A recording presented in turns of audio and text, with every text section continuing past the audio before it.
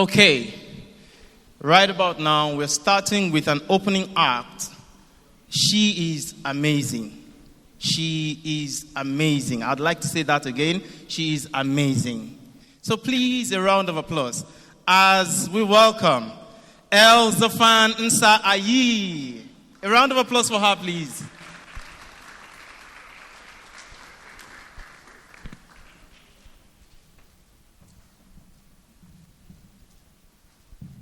Good day, everyone. My name is Elsa Fani Kese Nsa'ayi. I'm a 13-year-old multi-talented singer, pianist, fashion designer, model, programmer, cuber dancer. I am the CEO of Brain Shark, and today I'll be performing Lift Me Up by Rahana, and like you, a song I'll be dedicating to all the teens and everyone who has come out here today.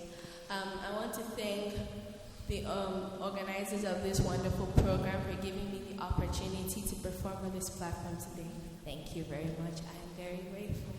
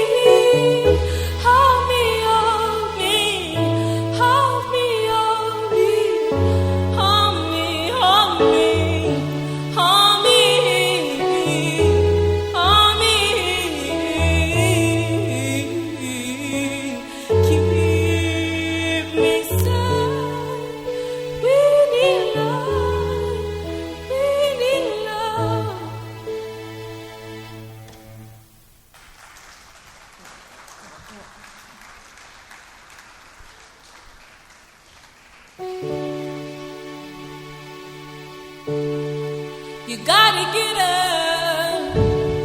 You gotta get up and make a move. 'Cause the world will never see you until you do. No, they don't really care what you're going through. So you gotta show 'em, baby. You gotta show 'em the real you. You gotta give 'em what you got. No, don't let them see what you're not, to see what's wrong. You're wise.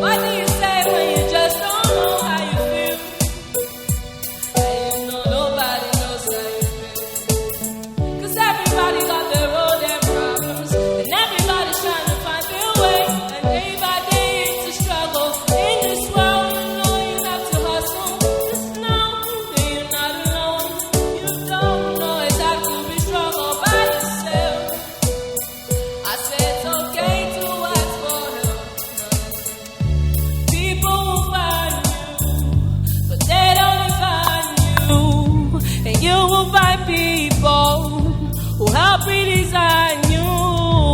People who find you, but they don't define you. And you will find people who help redesign you. You are a work of art. Bet you didn't think you'd come this far. Now here you are. Baby, you are strong. You are wise. You're worth beyond 1,000 reasons why. And you can be perfect, baby, 'cause nobody's perfect, darling. Oh no, no, no, there's nobody in the world like you. You know, oh, oh, oh, oh, oh, oh, oh, oh, oh, oh,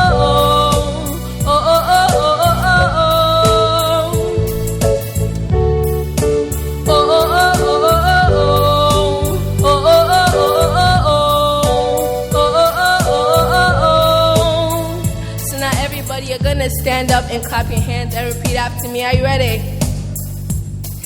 Can y'all please stand on your feet and clap with me? Are you ready?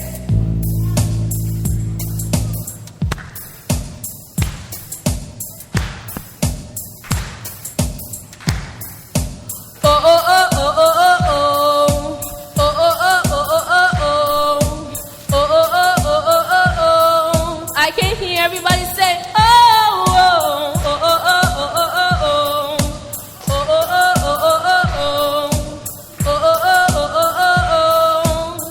I'm gonna rap for you. I'm gonna keep on clapping your hands and sing. Are you ready? I know I can be what I wanna be. If I work hard at it, I'll be where I wanna be. Be boys and girls, listen up. You can be anything in the world, and God we trust. An architect, doctor, maybe an actress, but nothing comes easy. It takes much practice. Like I met a woman who's becoming a star. She looked very beautiful, leaving people in awe. Singing songs on the home, but the younger version, home with the wrong person. Got a struck on the heroin, cocaine, living up drugs, all in her nose. Could have died so young, now looks ugly and no fun now. Reaches for hugs, people hold their breath, 'cause she smells like corrosion death. What the company of creep and the crowd you meet, 'cause they came to do drugs and you came to sing. If you're gonna be the best, I'ma tell you how. Put your hands in the air and sing with me. Say oh, oh. Say oh, oh. Oh, oh, oh, oh. You got me perfect, baby. Nobody's perfect, darling. I love you just the way that you are. I love you just the way that you are, my love. You feel the stars in the skies. Oh, when you look in my eyes. Oh, oh, oh, oh, oh, oh, like you. Thank you. A round of applause for Elzafan Sa'ayi.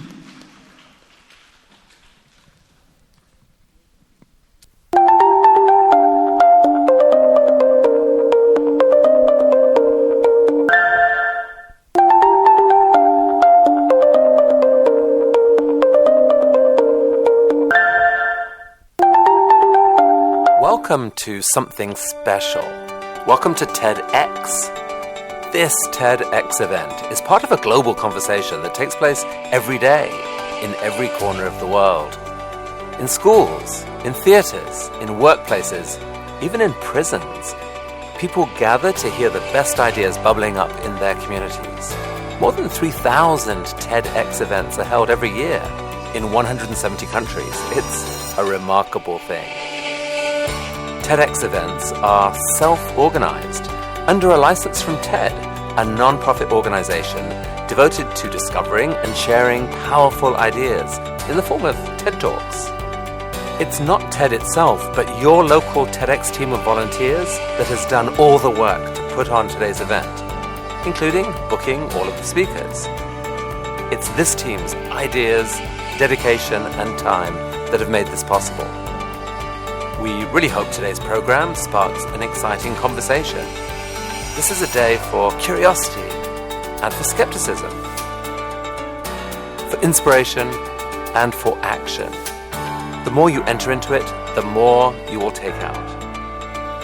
And now, on with the show.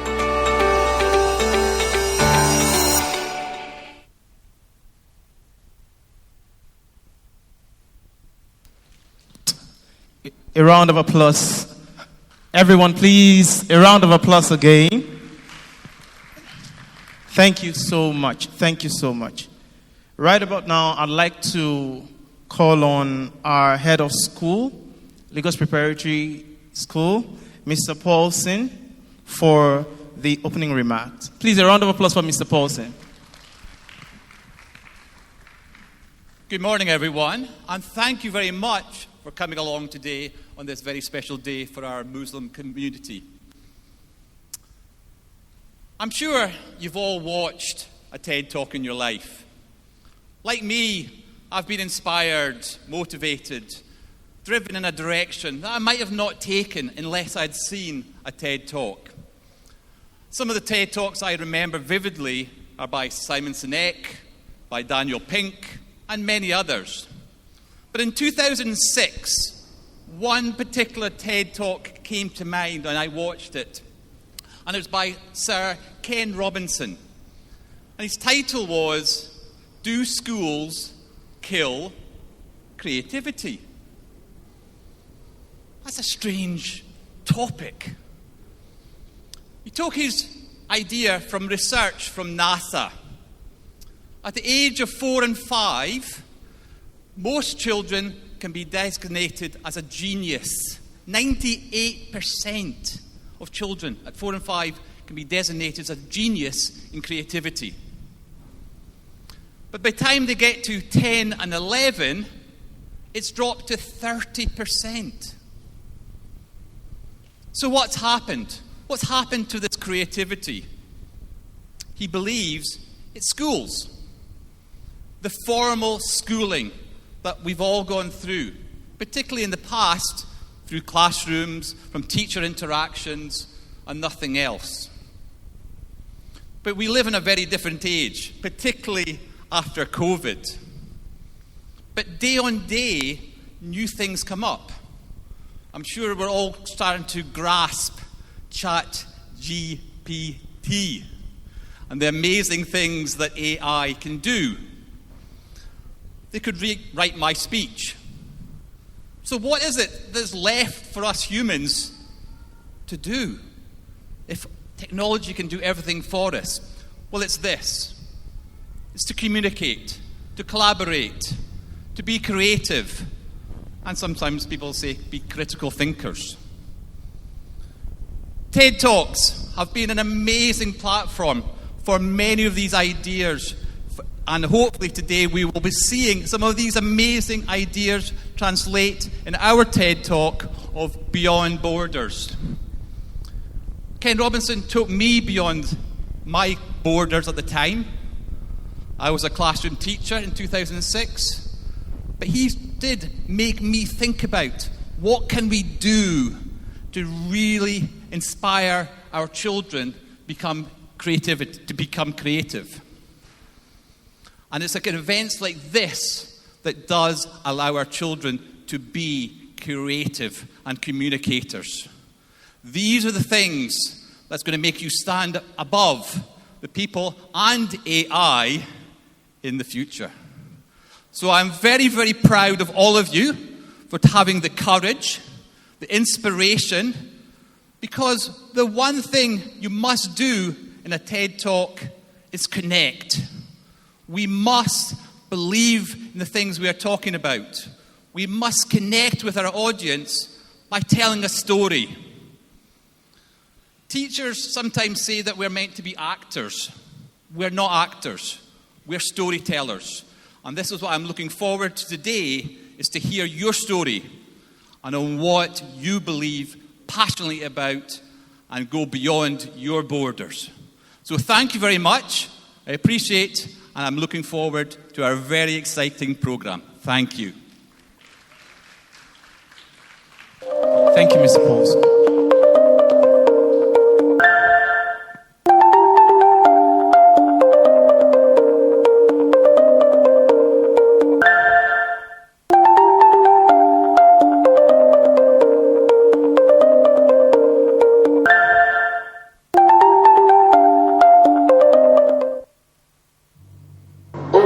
as she is fondly called, is a Year 8 student of Lagos Preparatory and Secondary School in Lagos, Nigeria. She is empathetic and has great communication skills. In her free time, you will find Ohi reading, writing, traveling, listening to music, and cooking. She also likes spending time with her family and friends. Ohi dislikes dishonesty and pettiness. Her one weakness is procrastination, and she seeks to raise awareness about the dangers of procrastination to help others overcome it. Ohi dreams of being a first-class graduate of Harvard University, a successful business person, and a philanthropist.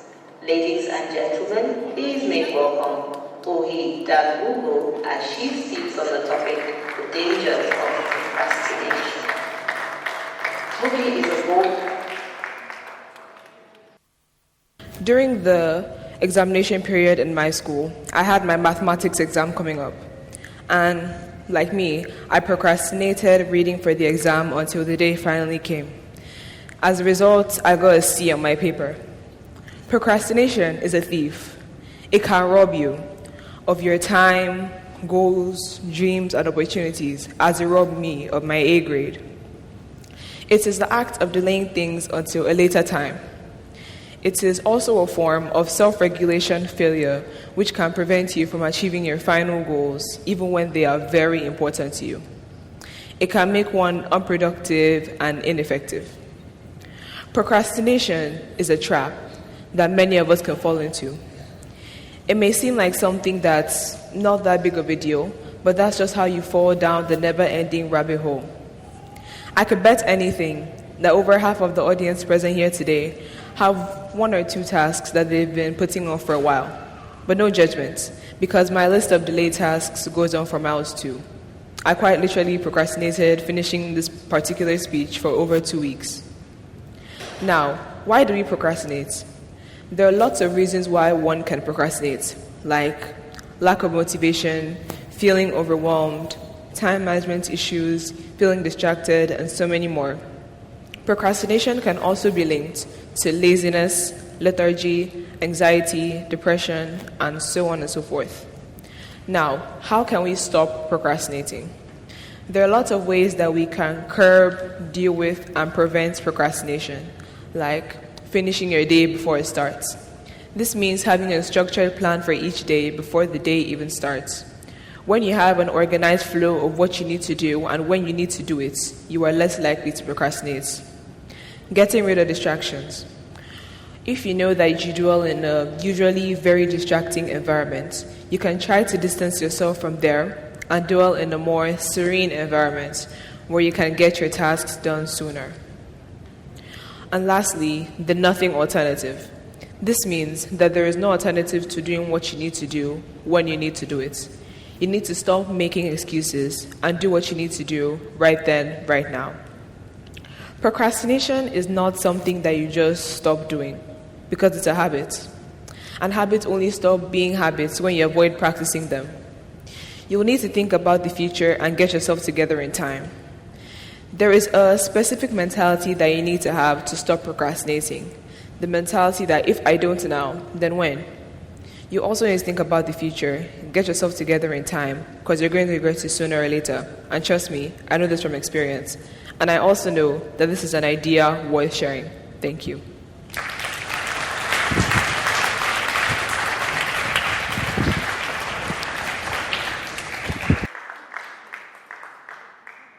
I'd like to call on this great talent. He's a prodigy on the piano. I've seen him perform severally.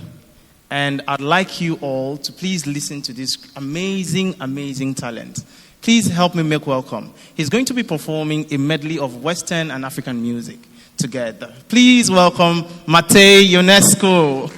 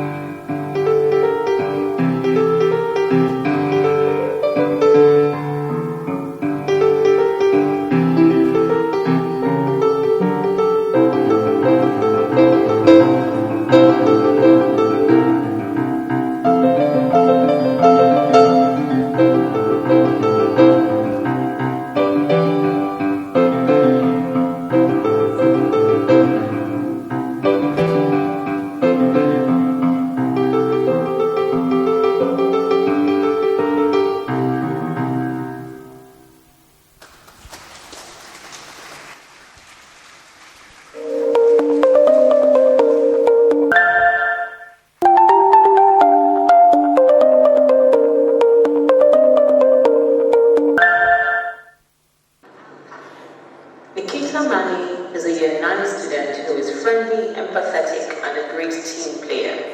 Nikita loves music and plays the guitar beautifully. In her spare time, she also enjoys swimming and playing tennis. She has been playing tennis for the last 5 years. Nikita is an avid reader and particularly enjoys mystery, adventure, and psychological thrillers.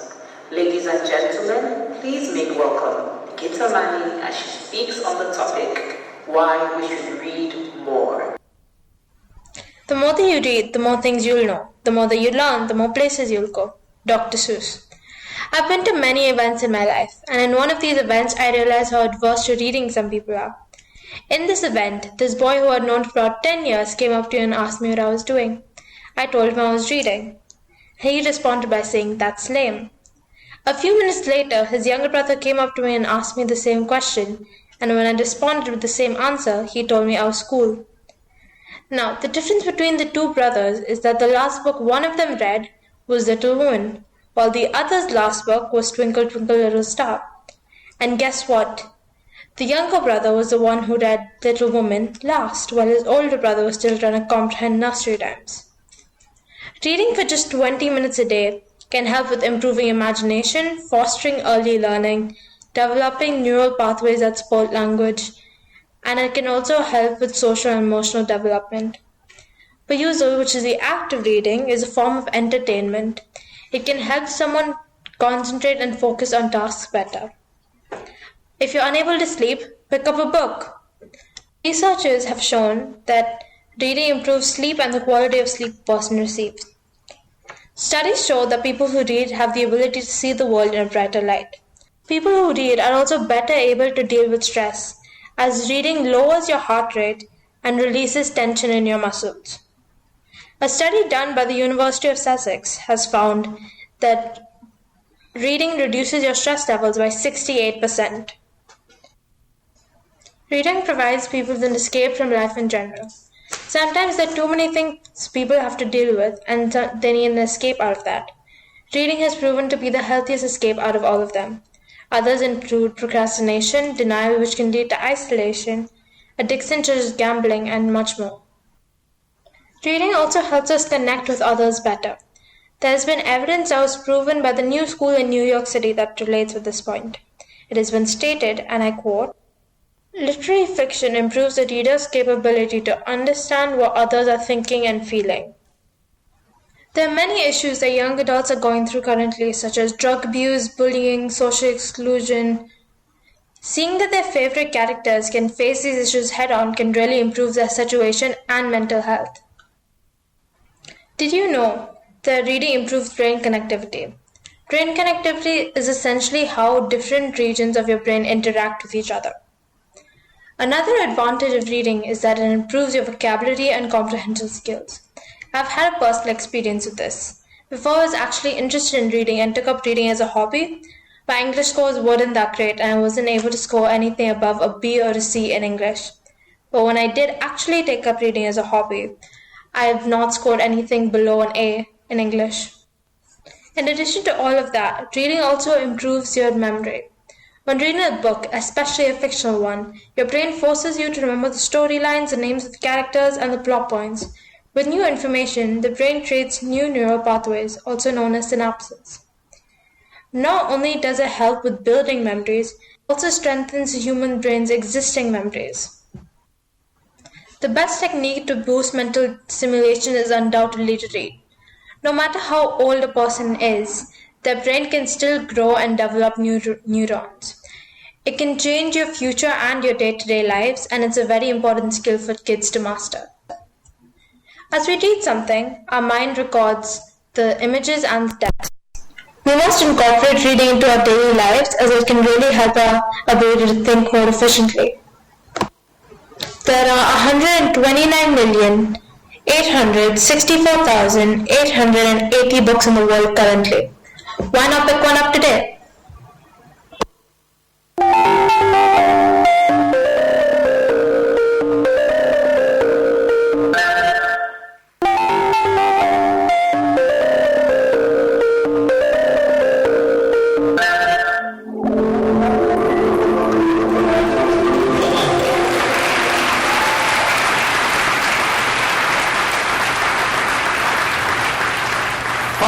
271,230,000 pounds of paper towels are used by Americans every year. If we could, correction, wrong figure, 13 billion used every year. If we could reduce the usage of paper towels, one paper towel per person per day, 571,230,000 pounds of paper not used. We could do that. Now, there are all kinds of paper towel dispensers. There's the trifold. People typically take 2 or 3. There's the one that cuts it that you have to tear off. People go 1, 2, 3, 4, tear. This much, right? There's the one that cuts itself. People go 1, 2, 3, 4. Or there's the same thing, but recycled paper. You have to get 5 of those because they're not as absorbent, of course. The fact is, you can do it all with one towel. The key, 2 words. This half of the room, your word is shake. Let's hear it. Shake. Louder. Shake. Your word is fold. Fold. Again. Fold. Really loud. Shake. Fold. Okay. Wet hands. Shake. 1, 2, 3, 4, 5, 6, 7, 8, 9, 10, 11, 12. Why 12? 12 apostles, 12 tribes, 12 zodiac signs, 12 months. One I like the best. It's the biggest number with 1 syllable. Trifold. Fold. Dry.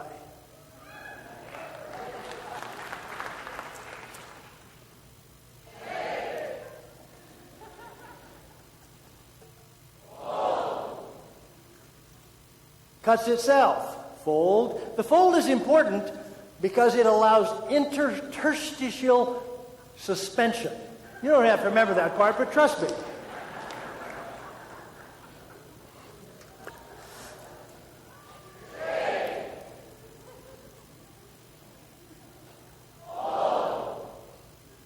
Cuts itself. You know, the funny thing is, I get my hands drier than people do with 3 or 4 because they can't get in between the cracks. If you think this isn't as good,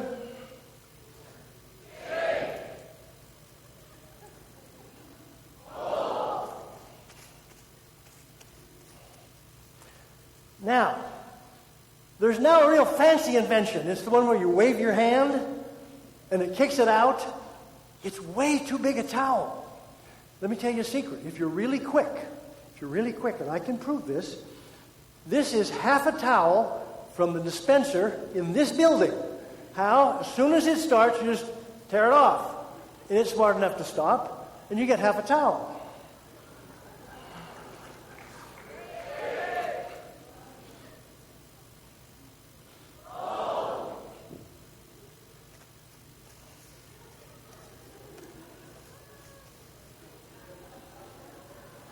Now let's all say it together. Shake, fold. You will, for the rest of your life, remember those words every time you pick up a paper towel.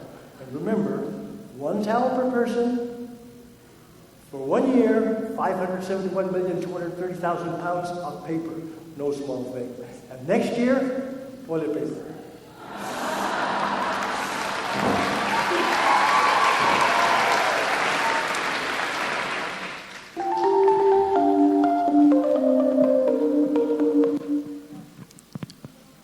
Words, they say, have power. I'd like us to please listen to this amazing young talent who is a spoken word artist. His name is Isaac Eberechukwu. A round of applause for Isaac Eberechukwu.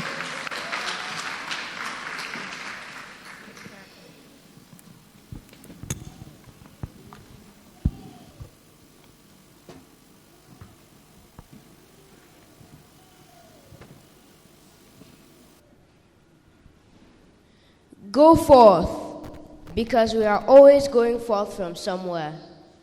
going from our homes and our childhood, going from our cities and our countries, going from innocence to enlightenment, going from mystery and questions, going into the desert, getting to the other side. Go forth, leave behind the comfort and community of one place, and go into the anxiety and loneliness of another. Take with you this light that you carry, the light of the memories and good experiences you've had in this place, and take it with you to another. May the light you have show you the way and light your path. Go forth, because whenever you go beyond your boundaries, you'll find blessing. Thank you.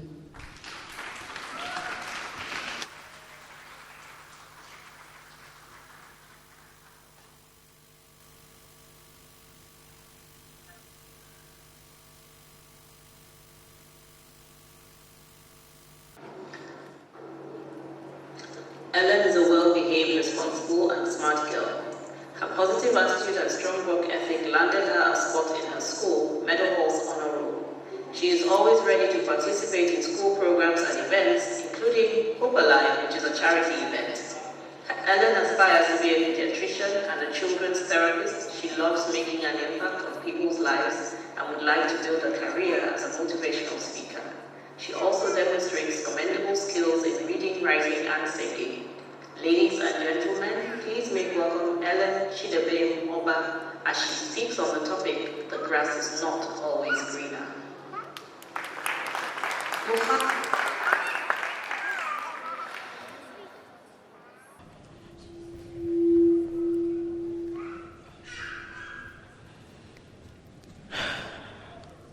The grass is always greener on the other side.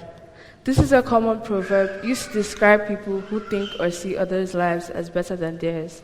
But rather, why do people tend to think like this? My lesson teacher and I were discussing how my sister had gotten a job in the UK and how she was making her own money. He then added that if only he could go to London, he would be making his own money and he would be living his best life. And I wondered, is that really how it seemed? Because is it really that easy to just go somewhere and make it? At some point, I started to ask myself, why did he think like that? Was it because that was what he knew? Or was it because he wasn't just happy the way he was? But let's now assume he went to London and things go absolutely wrong for him. Would he be saying the same thing? No, because we humans tend to learn best from experience. I used to envy my friends who made their own money. I used to say, if only I could do that. If only, truthfully I could, but I was so focused on the fact that they had something I didn't. The human eye can only see what's in front of it. It is limited to what it is facing. Until you turn your head, what your eyes focused on is all you can see. And I guess that was why I couldn't make money like my friends did. My view was so blurred out by all the if-onlys that I couldn't see learning a new skill or starting a business of my own. But the worst of all was I couldn't see opportunities standing right behind me. One thing I want you to take from this talk is to not waste your opportunities when they come. Because not all opportunities fall at your doorstep. Not all opportunities knock on your door. Not all opportunities rain from the sky. Some require you to take what you have and turn it into something incredible. The grass is always greener on the other side. This is a common proverb used to describe people who think or see others' lives as better than theirs. It is a proverb used to describe insecure people who tend to compare themselves with whom they feel inferior to. That's the thing, comparison. Let's say I own a farm and I have a friend who has a farm as well, and we are both growing the same fruits and vegetables. At some point, I can't help but notice that he's making more sales than I am in the market. when they put his and mine together, you can tell that his is definitely better and he has more street cred than I do. I begin to compare his strengths with my weaknesses. And at some point, I will ask myself, why am I even farming if I'm not even good at it? That's the thing. I was okay the way I was, but as I began comparing myself, I lost all hope and motivation to become a successful farmer. Would you rather have a dying farm, or would you maybe use your neighbor's success to cultivate the best farm your country has to offer? The grass is always greener on the other side. This is a common proverb used to describe people who think or see others' lives as better than theirs. It is a proverb used to describe people who live on the if-onlys of life and fail to see opportunities that are waiting to be picked up. And if I were you, I'd pick up my opportunities right now. Thank you.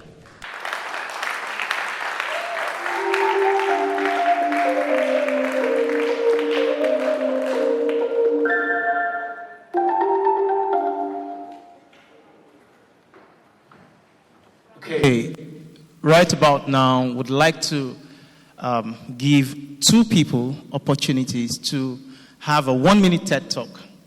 So, would like to make it balanced, male and female. So if you think you can give 1-minute TED Talk, can we have you? 1 minute, 1 minute, 1 minute from the audience. 1-minute TED Talk about anything. 1-minute TED Talk. 1 minute. I mean, if you want to come, please come. Yes, right now. 1 minute. 1 minute. So we come on the cycle. 1 minute TED Talk. Ma'am, you want to come? Okay. Can you come? All right. Yes. A round of applause for him, please. Hello. I really don't have anything prepared, but since I want to become a general surgeon, let me just say the effects of drugs on your brain, okay? So first of all, the effects of drugs on your brain really isn't really a positive neurological effect, as sometimes drugs can be sometimes relieving, but sometimes very bad for your health, as you already know. For example, forgive me as I say, cocaine. Cocaine has a very big impact on your mental and physical health. Cocaine can also make you feel how do I say this? Like you feel relief for about 5 or 2 hours. Cocaine can also impact your mental health and your physical your physical appearance. As sometimes as you see people who have taken cocaine and other types of drugs, you see how their skin are pale and the eyes have that big dark bags. That's basically one of the effects of drugs. Thank you. Please, a round of applause. His name is Jason Liakoris. Thank you. Please, ma'am, please come up. A round of applause for her, please. Thank you. Good morning, everyone. I would like to talk about love. You know, we hear this word every time. And each time we hear it, I don't think we give a meaning to it because it's such a regular word for us, because we hear it each time. But this moment, I want you to dwell on that word, love. And feel it. And then you begin to share it. Then you begin to see the world that we live in. That when you spread this word, love, and you live it, and you exhibit it, the world will be a better place to live in. You can imagine if I love the next person sitting by me, in church, at work, at home, even the people we see on the street in the marketplaces, and we exhibit love, this world will be a better place. There will be no conflict, no rancor, no killing. There will be sharing. There will be affection. And the world will be a better place. So I want you to enjoy in this love that radiates every day among us, so that we can make this world a better place. Thank you. Thank you so much, ma. I didn't get your name, ma. Your name? My name is Ochanya Dan Ugo. Thank you so much. That's the mom to, yes, Ohi Ugo. All right. So I'd like to call on Temi. She's also coming to step on the circle so that she has her own 1 minute talk. Please. A round of applause for Temi, please. We are the future. This is a common phrase that we as children, teenagers, and growing up in our various communities have always been told. But I'm here to counter that. While continuously told that we should prepare for the future, build up ourselves, build up our profiles, different and various things in order to get ready for the future. Meanwhile, those people who are already in the future, our adults and those people around us that we look up to as role models, aren't adequately preparing us for such. There are different life lessons that are not being taught in schools. Different information, different things that are seen as a sensitive topic, and people prefer to just not talk about it. But that shouldn't be the case. In the future, it's not just going to be the good side of things, but the ugly side of things that are also going to be shown. So why only prepare us for the good side of things and not the bad? There are two sides to a coin. Heads, tails, good and bad. Why only look at one side when there's always going to be a different side to the story? Thank you.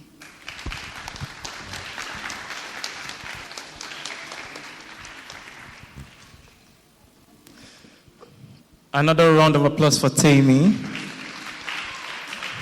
Okay, so we have one more person to step on this circle. Please, yes, please come. A round of applause for her.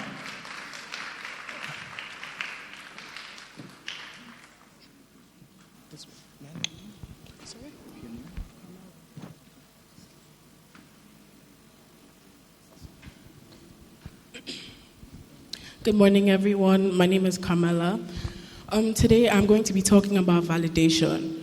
So, as humans, we always want to impress. You go out and people are like, oh, just to impress, or basically just trying to gain, like have people like you, or people see you in a different light. But then I'm here to talk about the fact that we don't need to live our lives to impress anyone. Life is short, and people are always holding back from things that they want to do because they're scared of how people would view them. For me, I'm going to give a personal instance. I know how to sing, but then I never come out to do it because I'm always scared. What if I mess up? What if I do something wrong? What if people think otherwise of me? But then now I've come here today and I saw that girl. Sorry. I'm a bit shy. I saw that girl sing today, and I got very inspired, and I'm like, okay, if she can do this, and she's younger than me, she's 13, I'm 15, if she can do that, and I can do it as well, what's stopping me from doing it? What does she have that I do not have? Who is watching her that wouldn't be watching me? You know, just look back on things like that, just see people, get inspired, give yourself the opportunity to show your talent. Don't hide away because you think people are going to judge you for something that you know you can do well. Thank you.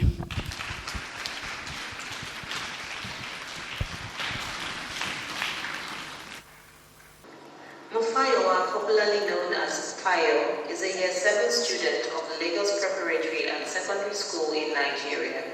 She is a member of the Student Council of the school and is currently the class representative of Year 7A. Fayo is fluent in French, English, and Mandarin, and she's learning to speak Yoruba. She has interests in visual arts, environmental design, and architecture. She is hardworking, ever ready to learn, loves reading, and spending a lot of time in the library, as much time as she's allowed to. Fayo likes sharing her thoughts on innovative ideas and on how to make her immediate environment a better place. Ladies and gentlemen, please make welcome Mufayowa Okwili as she speaks on the topic, fantastic food.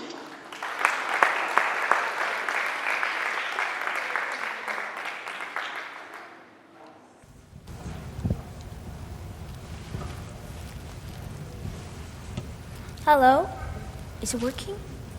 Hello? Today I'm going to talk to you about fantastic food. I'll finish these later.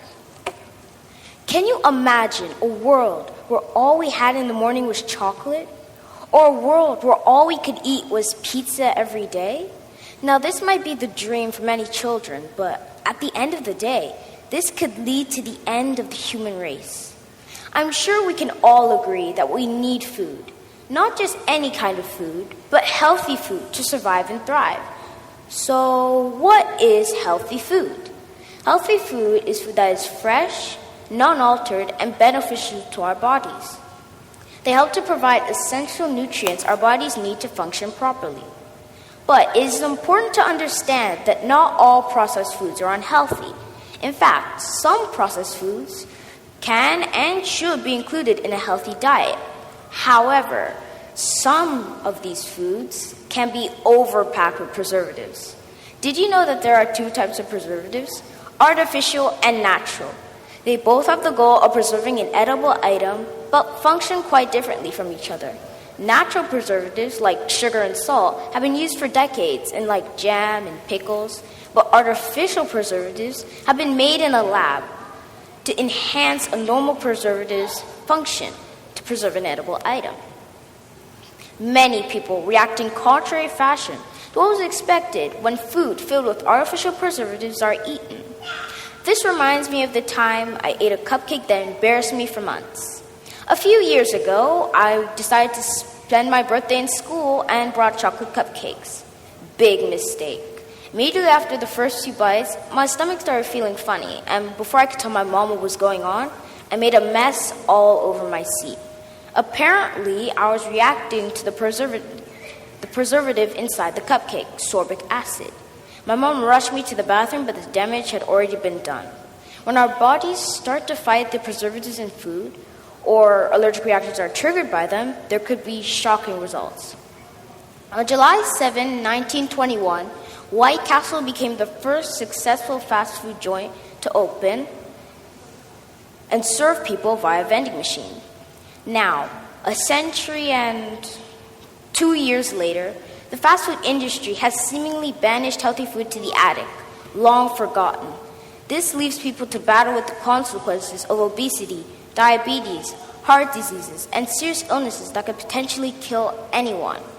On the other hand, fantastic food such as carrots, apples, walnuts, avocado, soursop, and so much more help to counteract the consequences of obesity, diabetes, and some cancers. Take, for example, it has been scientifically proven that soursop is 500 times more powerful than chemotherapy used to stop cancer. But how many people even know what soursop looks like or tastes like? In addition to that, healthy foods help to increase your energy levels when doing everyday activities, such as running or swimming. Foods like nuts, lean proteins, berries, bananas, and yogurt help to increase these levels. Furthermore, fruits like oranges, mandarins, and other vitamin C fruits help to regulate bowel movement and prevent you from getting constipated. Without a doubt, Anne Wigmore put it best when she said, "The food you eat is either the safest and most powerful form of medicine or the slowest form of poison." I suppose you could argue that healthy food is sometimes bland, boring, and tasteless. But that's not always the case. When healthy food is made well, it can be so good, you forget that it's healthy, like my mom's homemade pasta. Sorry, Dad.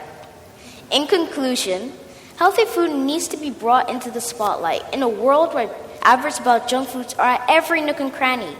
We need to create more awareness about the benefits of fantastic food. We can do this. Let's make a better place for our future generations. All this talking has made me hungry, so I'm going to go and finish my carrots and leave you guys in peace.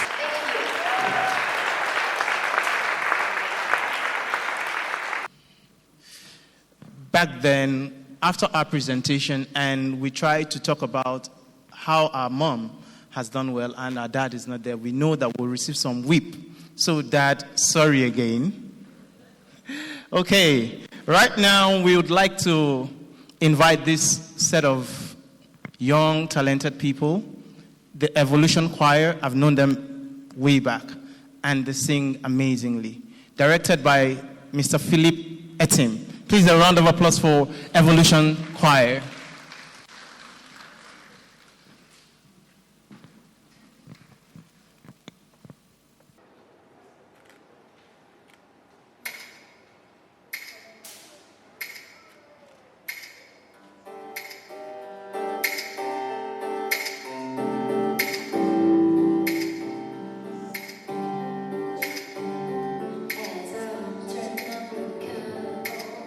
My favorite is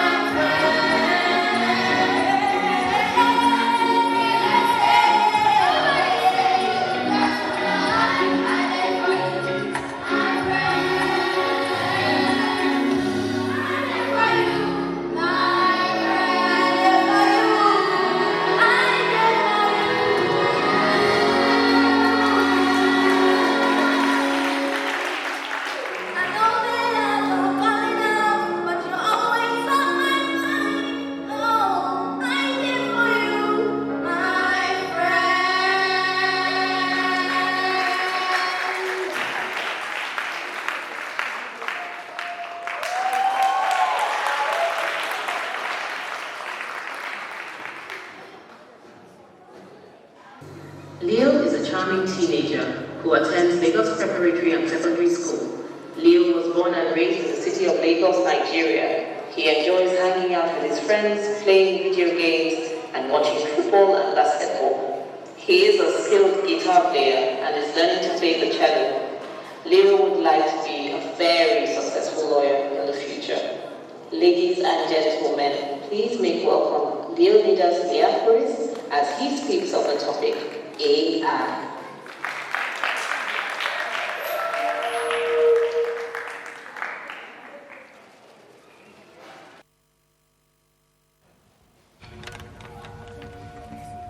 AI, otherwise known as artificial intelligence, is a digital consciousness capable of thinking and replicating human-like actions.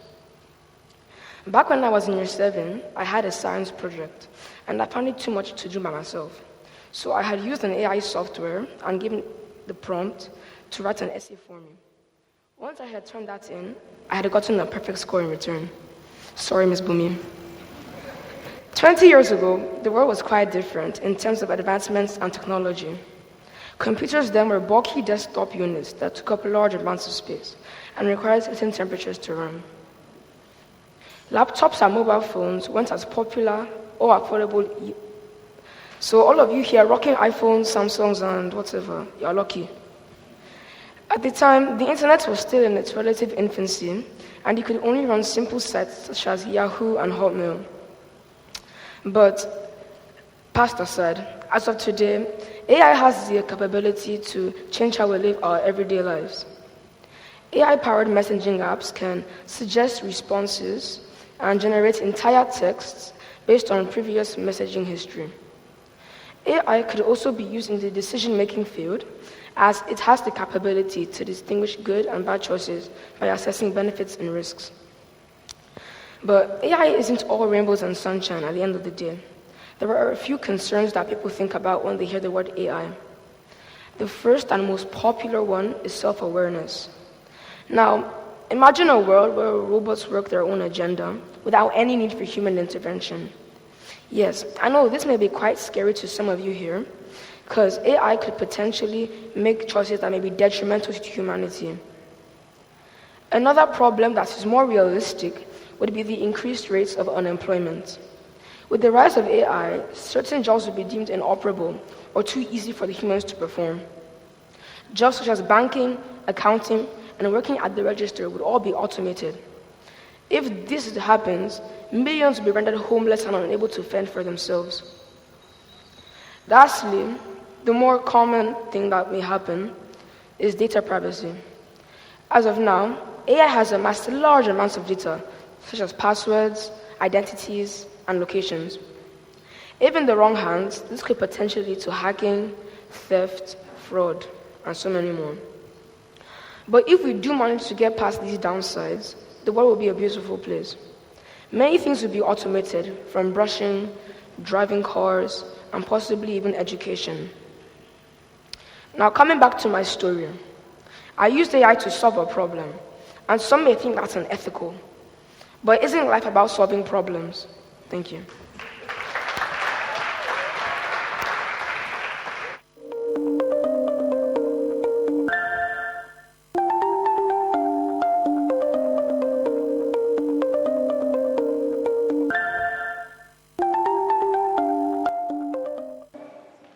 Jadesola has an ebullient personality. She is well-behaved, focused, motivated, diligent, and ingenious. She is admired and respected not just by students but also members of staff. Due to her resilience, she has earned a couple of awards as one of the top students in Day Waterman College, where she serves as head girl. Jadesola possesses a positive work ethic with outstanding organizational and multitasking skills. She uses her problem-solving skills optimally, and she consistently rises to academic challenges, takes responsibility for her own progress. Ladies and gentlemen, please make welcome Jadesola Okunubi as she speaks on the topic, fake news.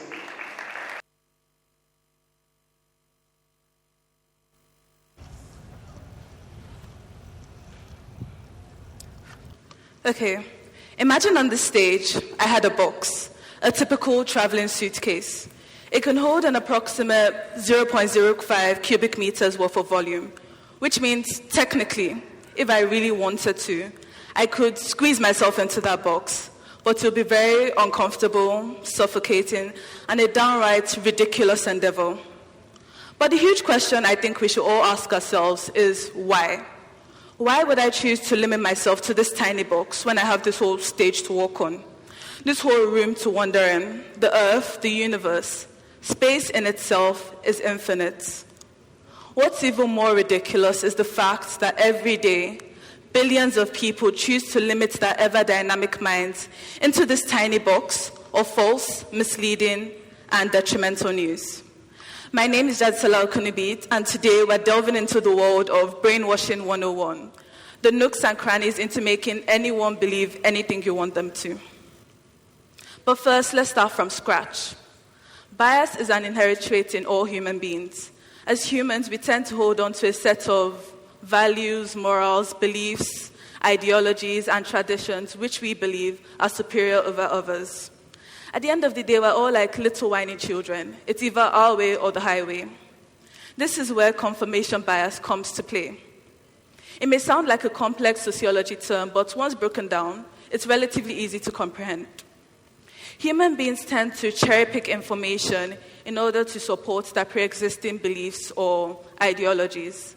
Simply put, if I want to believe something, I'm going to get any piece of information which can support my traits. Let's paint a scenario. We have person A and person B, Taiwo and Kende, twins. Apologies to all the Taiwos and Kendes out there.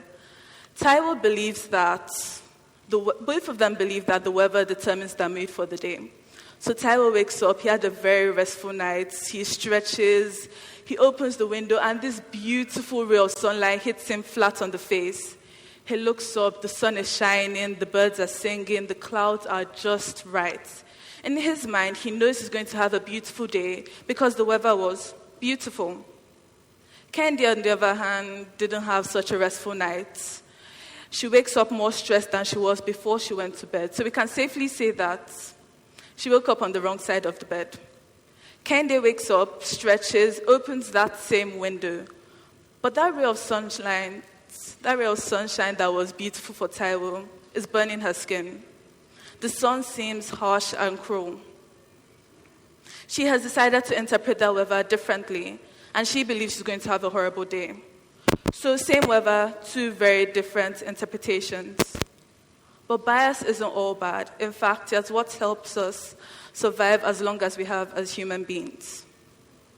Economically, we have to make choices every day, but without bias, we're starting our decision-making from scratch. That means we're weighing the pros and the cons each time we make a decision.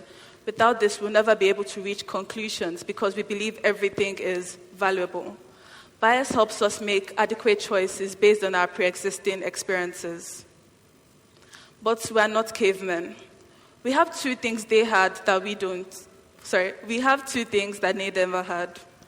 We have more time than they ever did, and we have technology. Insert social media. Let's say I really enjoy dancing, for instance. I open my YouTube. Most of the time, you see a lot of dance videos. You see things based on what you do, based on your history. I open my Instagram, dance pictures. I open my Twitter, dance tweets. At a point, it becomes overwhelming. This is a phenomenon known as filter bubbles. We're surrounded by the same piece of information every day. So everything is repeated over and over and over again. Remember how I spoke about brainwashing? This is where it comes in place. Brainwashing occurs when a lie is told to us so many times, we start to believe it's the truth. And this happens more often than you think. It doesn't have to be extreme as jumping off the mountain to prove that the earth is flat. It happens every day, even with elections. How many times did you actually do your base research on the other candidates? You tended to get information based on what you wanted to believe about your candidate, never really thinking about the opposing views. So how do you get out of this tiny, terrible box of brainwashing? Very simple. Before you start to believe information, verify. Very easy to. The internet has made fact checkers more readily available than ever before. So you can input information and find out if it's true or not on various sites. Another thing, before you form an opinion on a new concept, don't meet someone that is overly passionate about it. Meet someone that has a very unbiased view, someone very neutral, like a Switzerland in any of the world wars. This person will most of the time give you an unbiased view, weighing both the pros and the cons of the situation. So there you have it, how to escape brainwashing. There's something beautiful about poetry, though. I have one here by Sharon L. Alanda. Read it with sorrow, and you'll feel hate. Read it with anger, and you'll feel vengeful. Read it with paranoia, and you will feel confusion. Read it with empathy, and you'll feel compassion. Read it with love, and you'll feel flattery. Read it with hope, and you will feel positive. Read it with humor, and you will feel joy. Read it without bias, and you will feel peace. But if you don't read it at all, you will not feel a thing. Thank you so much.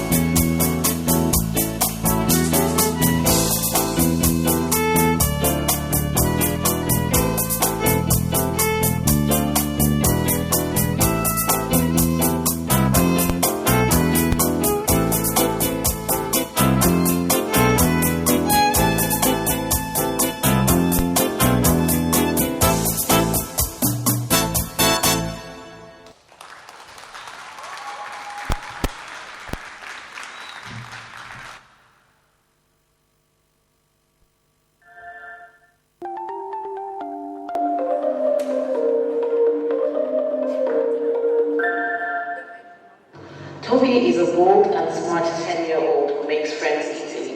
He is passionate about science and learning through discovery. He loves a good challenge, and even though he needs a little push to get started sometimes, he gets the job done. Toby started his academic journey at St. Joseph International School, Kuala Lumpur, Malaysia, before joining the British School of Paris in France. He relocated to Lagos, where he completed his primary education in Green Springs School and is looking forward to starting secondary school at Lagos Preparatory and Secondary School in September. Toby enjoys researching, and when he's not researching, he can be found taking tennis lessons, playing video games, and watching Netflix. Ladies and gentlemen, please make welcome Oluwatobi Adepoju as he speaks on the topic Bad Roads.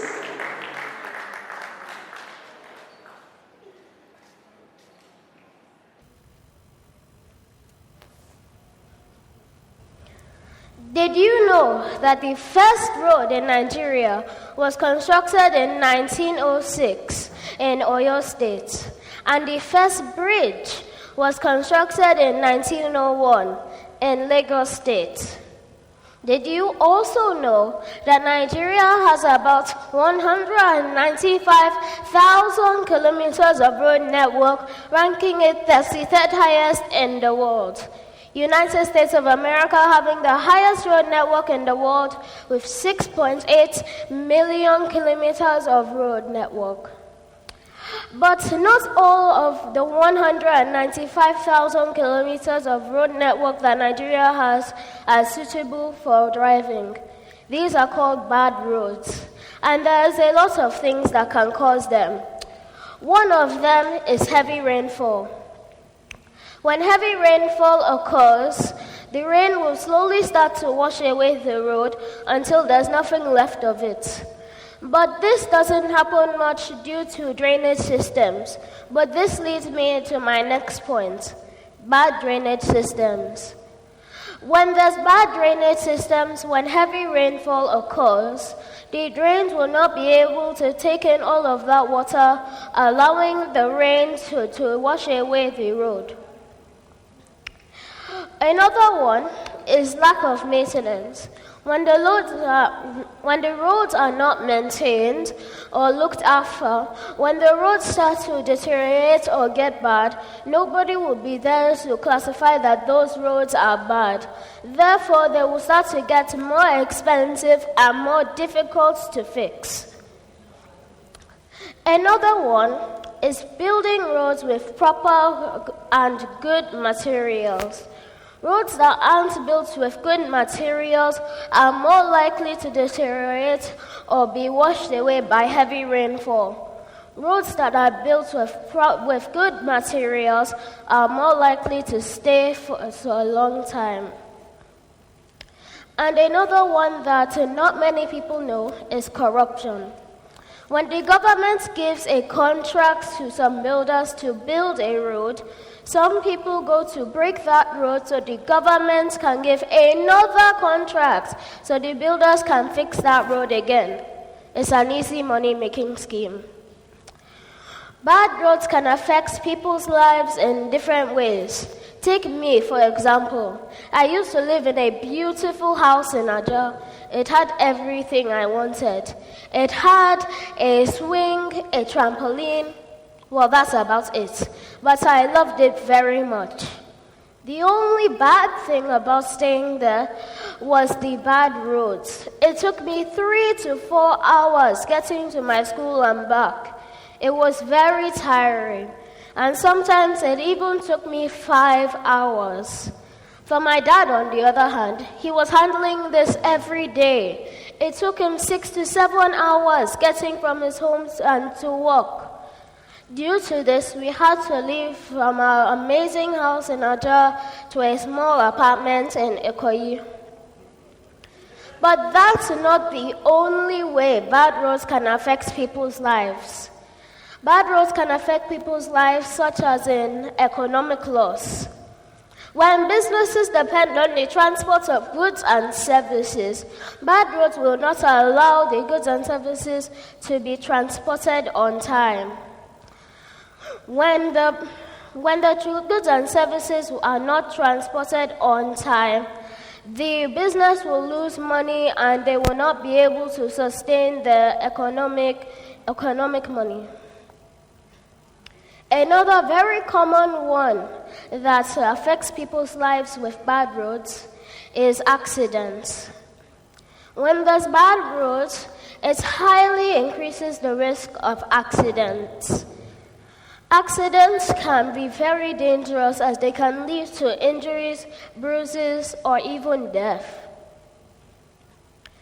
Another way that bad roads can affect people's lives is simply by just wasting their time. When there's bad roads, road users will need to find a different path to take so they don't enter an accident by driving through that road. This will take a lot of time and they will not get to their destination on time. But there's a simple way we can stop the bad roads from being built. One of those is maintenance. When roads are maintained and looked after, when the roads start to deteriorate, people can inform builders of roads to go and fix the road so the road does not get too expensive or too hard to fix again. Another one is just building the roads with proper materials. Roads that are built with proper materials are less likely to deteriorate or be washed away by the rain. And finally, good drainage systems. When heavy rainfall occurs, if we have good drainage systems, the rain will not be able to wash away the roads due to the drain taking away all of the water. Together, I believe we can make better roads for our future generation. Thank you.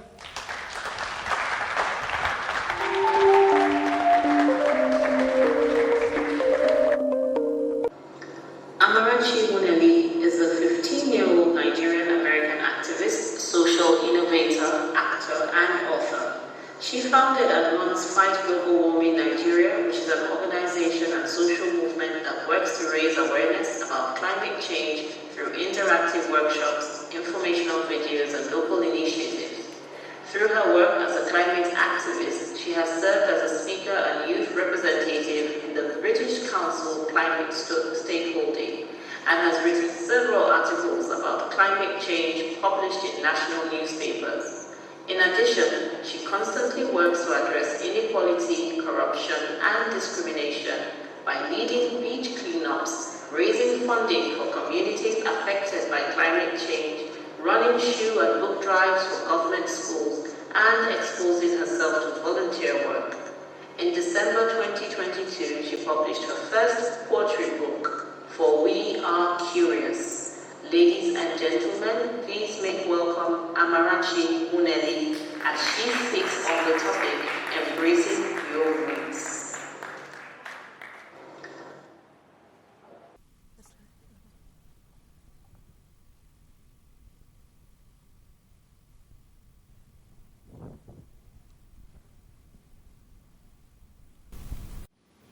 What do you think of when you look at this photograph? This photo was taken 6 years ago during the Ebola epidemic. Schools and offices were closed down, hospitals were packed to the brim with victims, and there was nationwide panic, fear, and shame.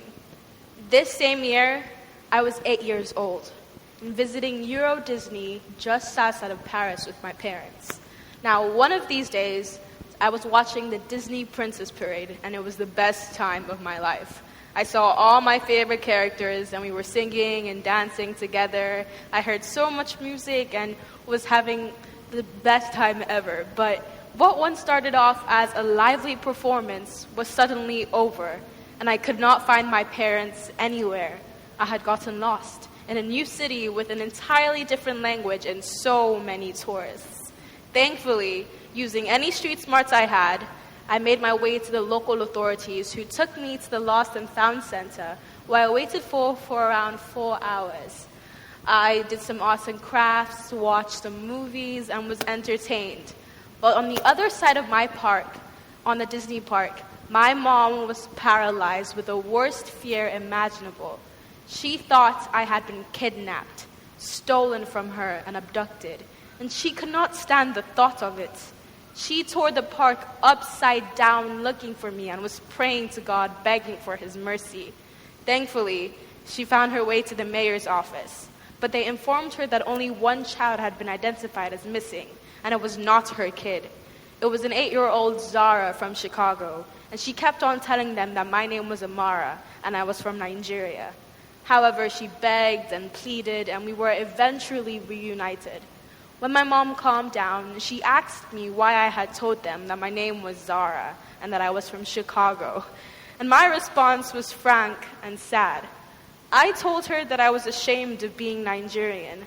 I did not want to be neglected and mistreated or ignored because of where I had come from.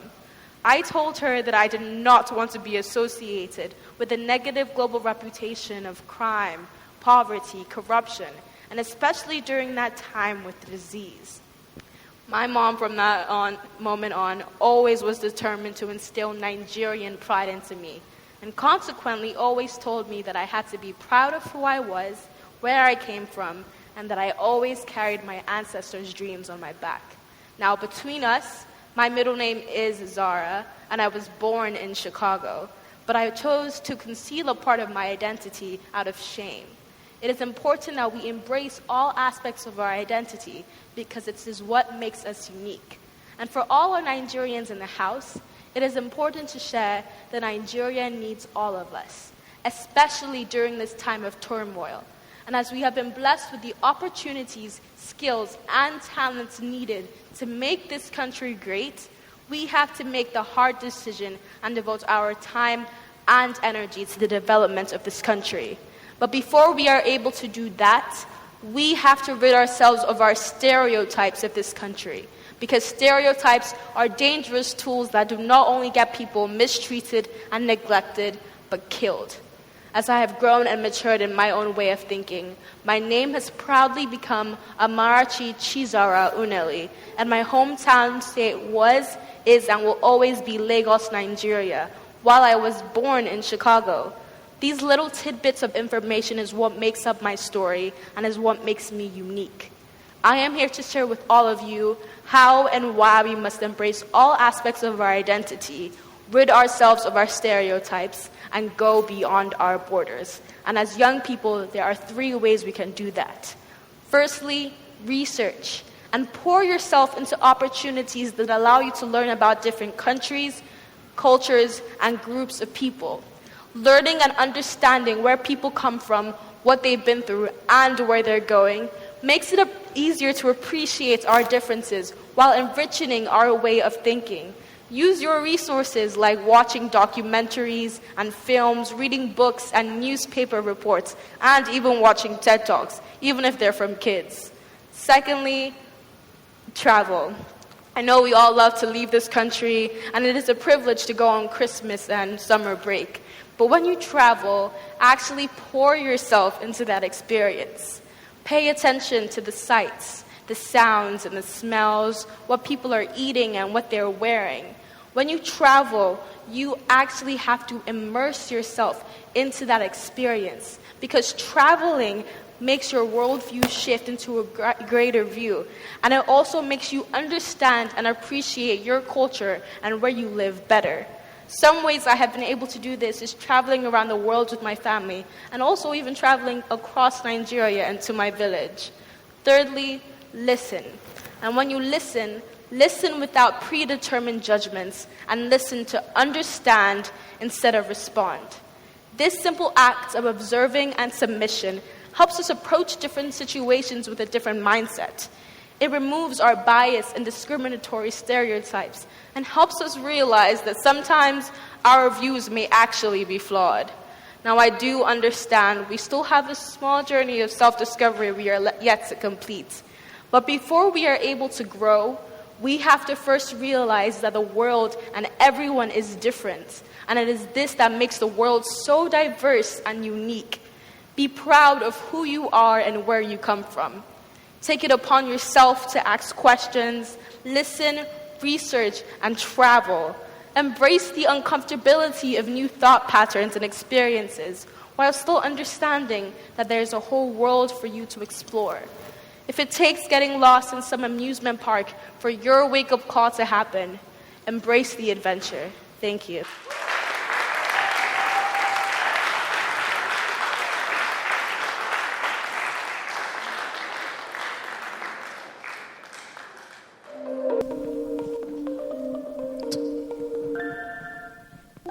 Please, another round of applause. Thank you so much. We jumped one person who was supposed to step on the circle. Please, I'd like to welcome Michelle Amangala. A round of applause for Michelle Amangala.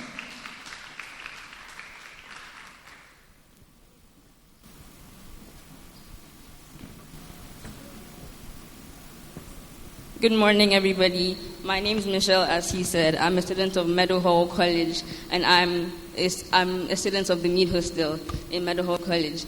Today, I would like to tell us parents and speak to us parents about the effects your relationship with our fathers have on us.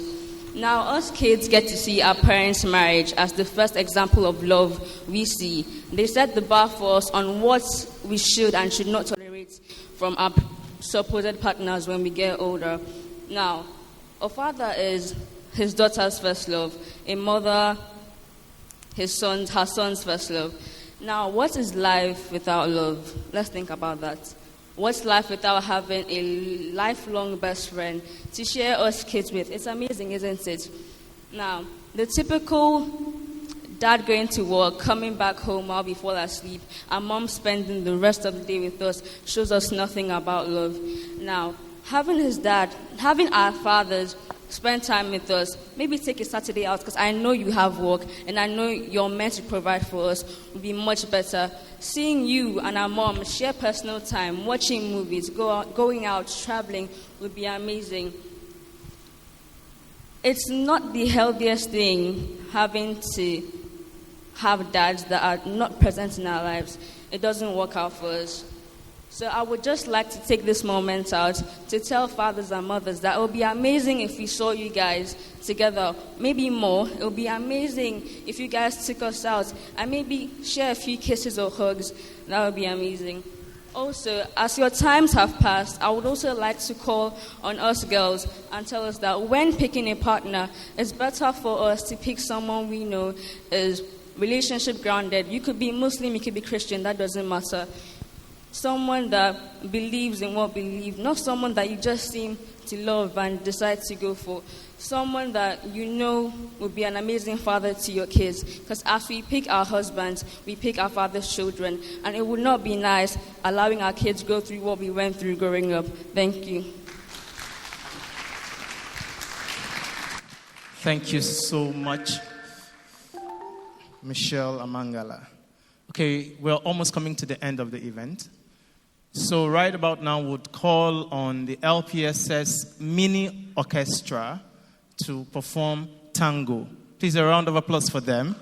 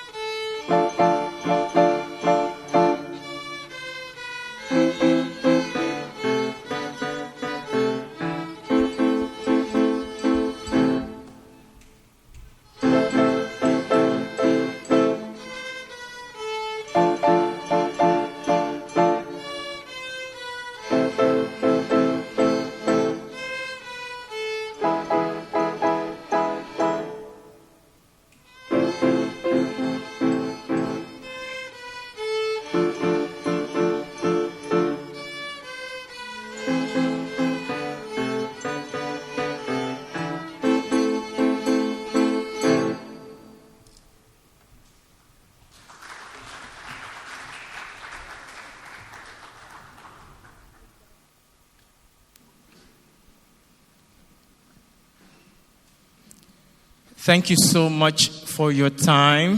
Thank you so much for your time. Right about now, I'd like to call on Mrs. Nkechi Fakoya as she gives the closing remarks. Please, a round of applause for Mrs. Nkechi Fakoya.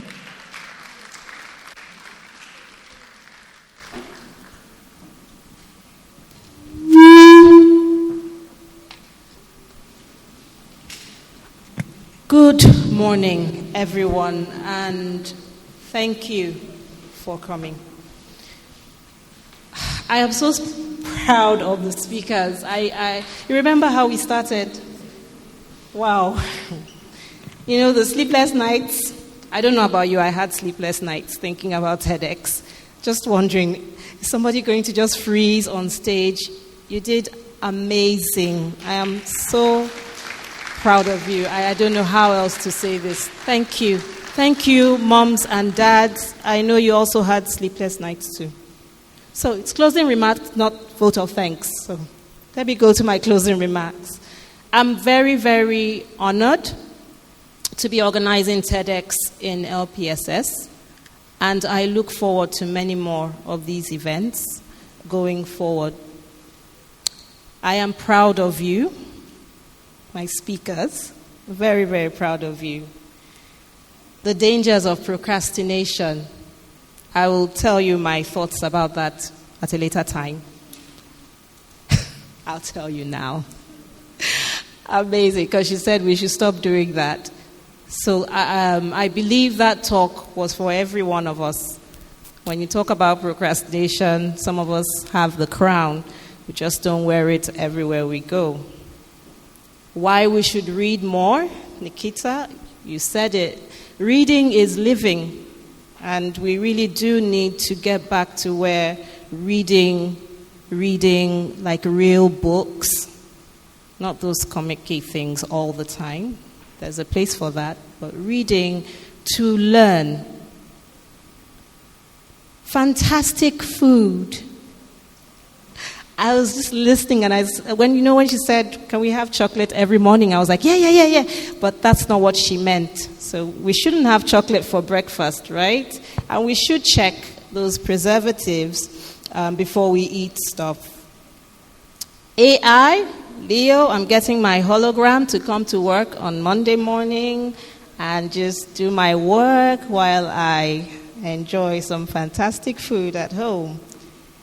Beyond borders, that was just so timely. Social media, all the news. I have to check 3 different sites at least to verify one piece of information. If you Google your name, all kinds of things come up. And people make up stories now. You can be anything you want to be on social media. And so it's really important to look out for those biases, that information that we're just absorbing because someone wants us to absorb that information. Bad roads. Toby, I feel your pain. I just thought of how a little thing can become a big deal and cause someone to move from the home he loved to another home. So I'm hoping that the roads in Ikoyi stay good so you won't have to move into school. Or your dad will have to be sleeping at the office at this rate where there's nowhere else to move to. But you made some very good points. The need for us to have integrity, especially when you talked about corruption and fixing the same road twice or 3 times or 5 times. Embracing your roots. I thought that was a nice ending to everything. She really spoke to me, and I'm sure she spoke to each and every one of us. There's something that we get from where we're from the people we interact with, from the food we eat, the music we listen to. Everything just comes together to make us this unique individual, and we should not be ashamed of any part of it. The good, the bad, the ugly, they all come together to make us who we are. So my dear speakers, I thank you. I thank you for sharing your ideas, and I want to encourage you. This shouldn't be the last time you're on a stage sharing your ideas to help make the world a better place. Well done, and well done. Thank you. Thank you, Mrs. Fakoya. Please, would like to welcome Mr. Gbenga, who is the project lead, TEDx LPSS, for the vote of thanks. A round of applause for Mr. Gbenga Samuel.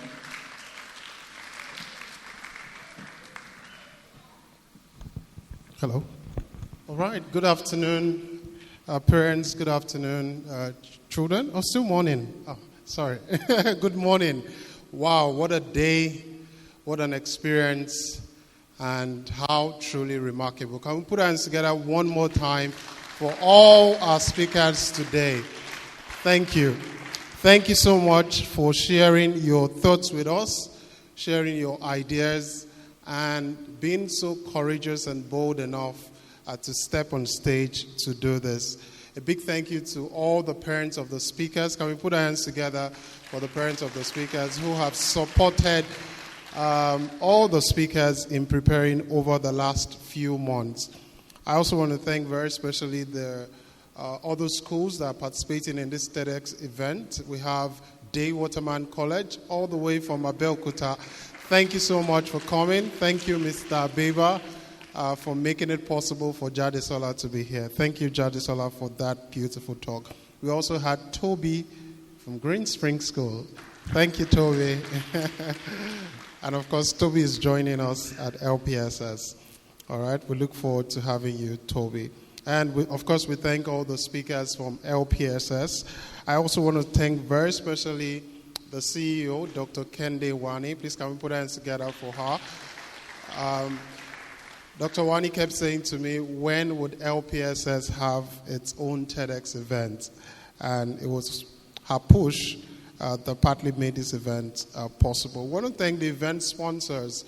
Very especially, we must thank the PTA of LPSS. Can we put our hands together for LPSS PTA for supporting the event? We also want to thank Topset Educational Limited, International Education Consultants and Suppliers for sponsoring the event. We want to thank our partners, the Evolution Children's Choir. They were just simply amazing. Can we put our hands together for them? Thank you so much. We also thank Teens Impact for being a partner on this event. I want to thank the individuals that have been planning and have executed this event. I mean, you may not have seen them on stage, but there are many people who have made this event possible. And as I call their names, I want you to clap for them, and I want them to join me on stage as we acknowledge them. Please welcome Fumi Williams, Bolaji Oladipupo, Kabir is not here, Blessing Ajila here, Ruth Adakole, Aliu Oshosonya, Cecilia Obona, Godwin Inaju, Mrs. Ako, Mrs. Odun Wariso, of course, the CEO of TEDx and LPSS, Mrs. Nkechi Fakoya. Mrs. Ako, I called you. All right. Thank you so much. Thank you so much for making this happen. Please welcome Mr. Lecture, also here supporting and making sure that the setup was possible. Please welcome the school facility electrician. Please come join us. Thank you. If I've missed out anyone, I do apologize. But thank you, everyone, for your support in planning and making sure that the event was possible. Are we taking a picture? Okay, let me move back.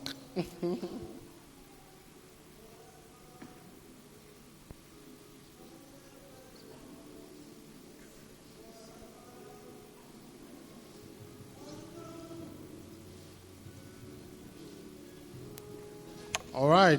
Thank you so much. Thank you.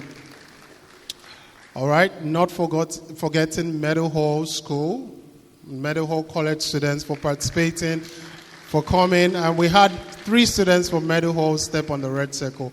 Well appreciated. Thank you, everyone, for coming. We hope that you've had a great time. Just to make a quick announcement, the video recording of the event will be available on YouTube, so you can rewatch, you can share, and you can enjoy the experience all over. Also, we'll let you know once the talks are available on TED.com for our kids, and we'll be able to relive the experience again and watch all the talks. Thank you for coming, and enjoy the remaining part of the day. Thank you, Mr. Bingason. Okay, right about now, we'd like to present plaques to all the presenters. I'd like to call on our head of school, Mr. Gregory Paulson, for the presentation. Please, a round of applause for Mr. Gregory Paulson.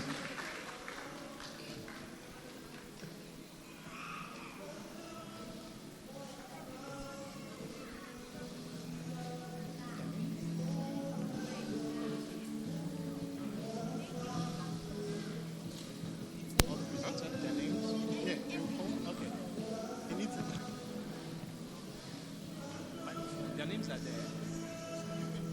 Okay, let me call the name. Okay. Let me start. Please, a round of applause for Oluwatobi Adepoju as he comes forward.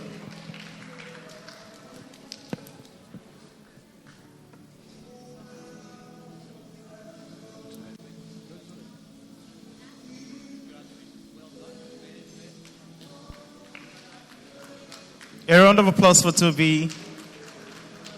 Well done, Toby. Well done.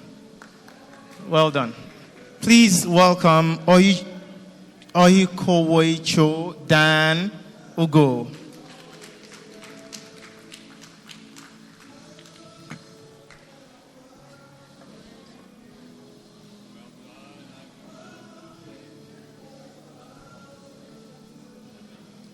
Please welcome Leonidas Liakuris.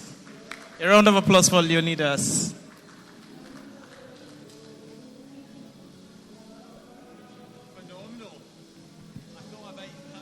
Please, a round of applause for him.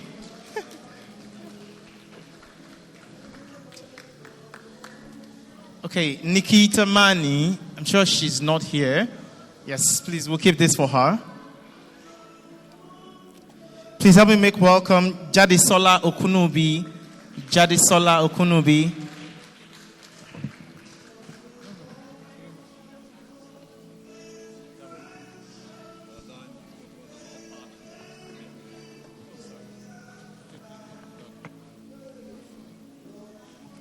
Well done. Please welcome Mofayowa Okuyemi. I love good food. I do.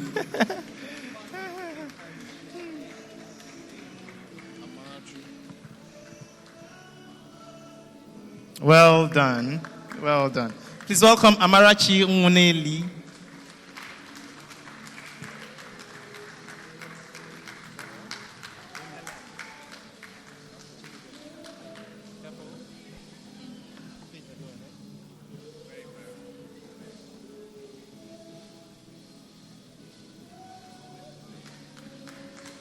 Well done, Amarachi. Please welcome Ellen Chidibim Oba.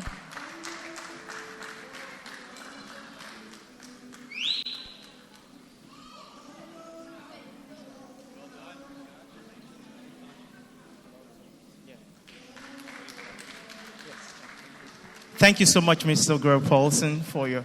Please do not forget to tag. Okay. Please do not forget to tag at LPSS PTA, so we can take pictures and tag at LPSS PTA. I'd like to have all the speakers come as we take group pictures. Thank you, everyone, for being a part of this event, and have a wonderful day.